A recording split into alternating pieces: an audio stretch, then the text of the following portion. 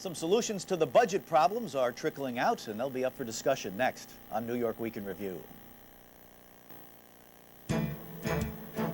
From Albany, this is New York Week in Review. Hello, everyone. I'm Jim Brennan. Thanks so much for joining us here on New York Week in Review. Lots of money issues to talk about this week related to the state budget and budgets in virtually every community across this state. And also some significant political news we'll be discussing with our guests. Let me welcome Erik Kriss of the Syracuse Post-Standard, Ken Levin of the New York Post, and of course Karen DeWitt of New York State Public Radio. Put the budget issues aside for just a second. Let's start with the political news of the week. That happening among Senate Democrats who, Erik, have changed their leader, and it happened in a quick span of about 10 days or so. That's right. David Paterson, a senator from Manhattan, becomes the first African-American leader of a legislative conference in the history of New York State in state government. He is the new Senate minority leader. He took the post away from Marty Connor of Brooklyn, who had held it for the last 8 years. And there are a number of factors. I think the chief factor may be that despite the fact that the Democrats hold a significant advantage among enrolled voters in New York, the Democrats have been in the minority in the Senate for, I think, all but one of the last 67 years. And I think there was some dissatisfaction with the fact that they lost ground to the Republicans during Marty Connor's tenure.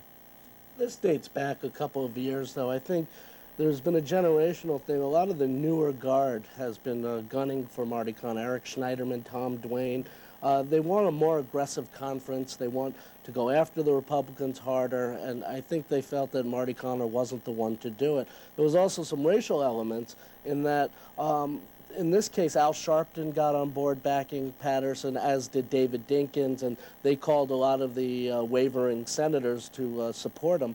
I think after Carl McCall's candidacy went down, and after last year where people raised issues of race regarding the mayoral primary in New York City, I think the timing was right for this move to be made. Also, Connor didn't do anything to help elect more Senate Democrats. Remember in 2000 when you mentioned Senator Eric Schneiderman, who Connor was kind of squelching, he tried to at least field some candidates against the Long Island Senate Republicans, Senator Hugh Farley, who's from the Albany area. And this year they didn't even try to field any candidates. And they also lost a seat. Rick Dollinger didn't run again out in Rochester. Joe Roback, who used to be a Democrat in the Assembly, became a Republican. He won that seat. I think they picked up another seat in New York City. So they actually lost ground. They had other Senate Democrats defecting and endorsing Pataki.